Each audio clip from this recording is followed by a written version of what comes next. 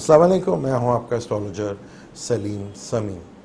आज फिर किसी नए टॉपिक के ऊपर बात करेंगे। आज का टॉपिक हमारा वही चांद ग्रहण। आज के हम फिर पहले हमने सूरज ग्रहण पे वीडियो बनाई, जो कि पूरी तफसील से तो बात उस पर मैं नहीं कर सका, लेकिन आज कुछ तबीयत ख़राब होने की वजह से भी और कुछ मसरूफियत की वजह से भी, लेकिन आज हम चांद ग्रहण पर कंप्लीट वीडियो बनाएंगे और जो जो आपके सवालात हैं उनका भी जवाब देने की कोशिश करेंगे। जो आपको डर है चांद ग्रहण और सूरज ग्रहण से, उसके बारे में डिटेल के साथ आपसे बात करेंगे। लेकिन बात शुरू करने से पहले, अगर अभी तक आपने मेरे चैनल को सब्सक्राइब नहीं किया तो प्लीज़ उसे सब्सक्राइब कर लीजिएगा और बेल के बटन को ज़रूर दबा लीजिएगा। चांद ग्रहण, आज फिर चांद ग्रहण के टॉपिक पे बात करते हैं। इस सूरज ग्रहण और चांद ग्रहण की बहुत ज़्यादा अहमियत है। ये दोनों वैदिक एस्ट्रोलॉजी से सैजिटेरियस और जमनाई में लग रहे हैं। अभी जमनाई में सन ग्रहण लगा 2 से 3 जुलाई को। सूरज ग्रहण पाकिस्तान में तो नज़र नहीं आया क्योंकि वो रात के टाइम था, क्योंकि रात 10 बजे से लेकर और रात 2:30 बजे तक का टाइम था। अब चांद ग्रहण जो कि पाकिस्तान में नज़र आएगा, और ये 16 जुलाई को 11:43 पे शुरू होगा और 17 की रात तक रहेगा। इसका पूरा पीक का टाइम जो होगा वो 17 जुलाई को ही रात 2:30 बजे के करीब होगा, और दुरानिया इस टाइम का जो है पूरे चांद ग्रहण का वो 5.5 घंटे के करीब है। पाकिस्तान में यह जुज़वी चांद ग्रहण नज़र आएगा। पहले वीडियो में मैंने कहा था कि हमारी कौम जो है अल्लाह से तो कम डरती है और ग्रहण से बहुत ज़्यादा डरती है। ये मैंने गलत नहीं कहा था, सही कहा था, क्योंकि जितना लोगों को मैंने बेचैन देखा ग्रहण की वजह से और टेंशन की वजह से ग्रहण में देखा, मैंने किसी और चीज़ में नहीं देखा। एस्ट्रोलॉजी के पास ज़्यादा फ़ोन तब आते हैं या तो जब साल शुरू होने लगता है कि हर आदमी अपने बारे में पूछना शुरू करता है, या जब चांद ग्रहण या सूरज ग्रहण आता है तो बहुत ज़्यादा एस्ट्रोलॉजी से लोग रब्ता करते हैं। अब इस चांद ग्रहण और सूरज ग्रहण की अहमियत क्यों ज़्यादा है? अब चांद ग्रहण सैजिटेरियस में लग रहा है, ये पहला चांद ग्रहण है जब सैटर्न भी साथ है। कहा था मैंने, जब सैटर्न सैजिटेरियस में आया था आतिशी बुर्ज में, तो ये बहुत कड़ा एहतसाब करेगा दुनिया में और बहुत बड़ी तब्दीली लेकर आएगा ये सैटर्न का पीरियड। और आज सूरज ग्रहण लग चुका है जमनाई में, जहाँ केतु था, सैटर्न सामने था, राहु साथ था और केतु भी अपोजिट में था। अब चांद ग्रहण लगने जा रहा है जब केतु के साथ मून का कंजक्शन होगा और सैटर्न के साथ भी होगा, और 17 की रात को ही, यानी 16 की रात होगी और 17 का दिन होगा, उसी दिन को रात को ही 16 की रात कह लें, सूरज भी हाउस चेंज करके बुर्ज सरतान में आएगा।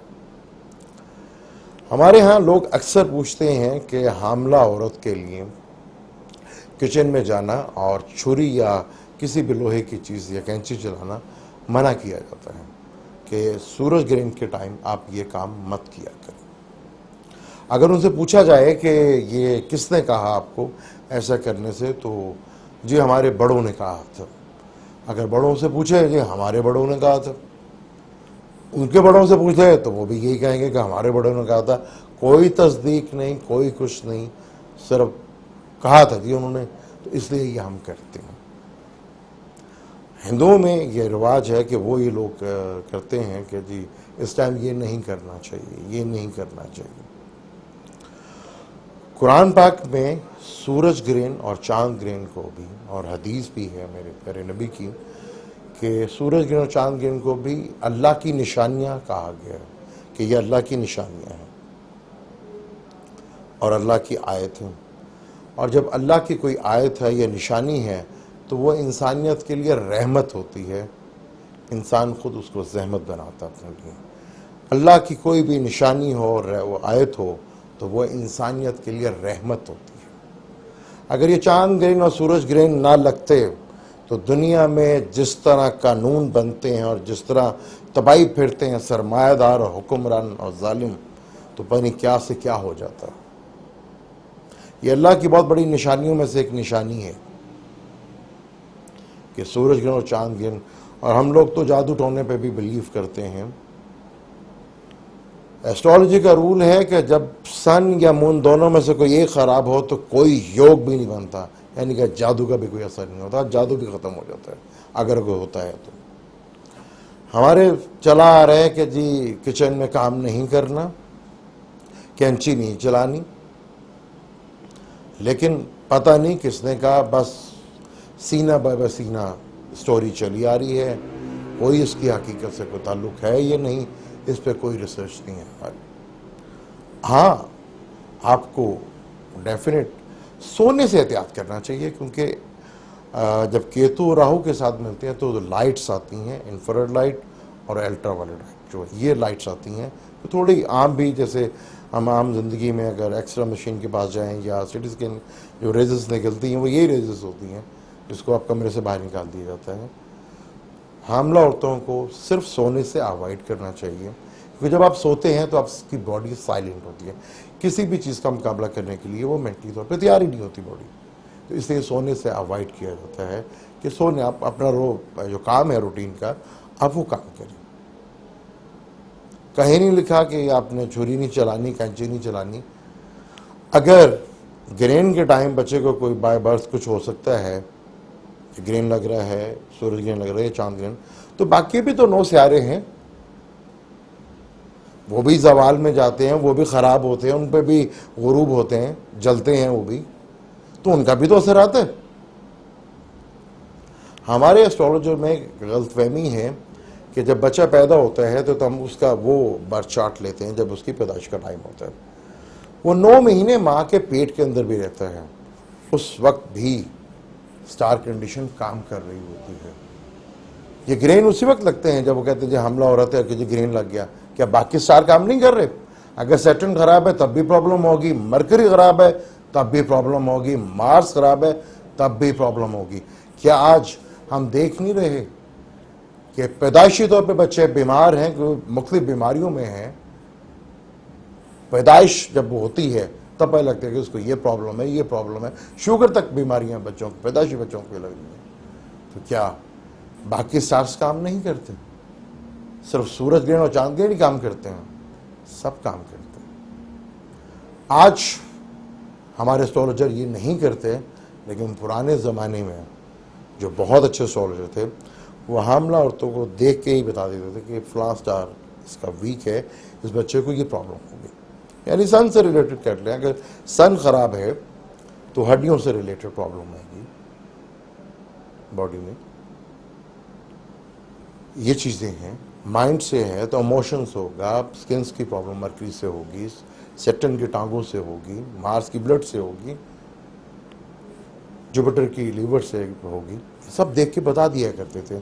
आज हमारे सोल्जर इस जदीद दौर में इतने अच्छे नहीं हैं जितना कि पुराने दौर में हुआ करते थे। यह हमारी बदकिस्मती है कि हम अल्लाह की निशानियों को अज़ाब समझते हैं।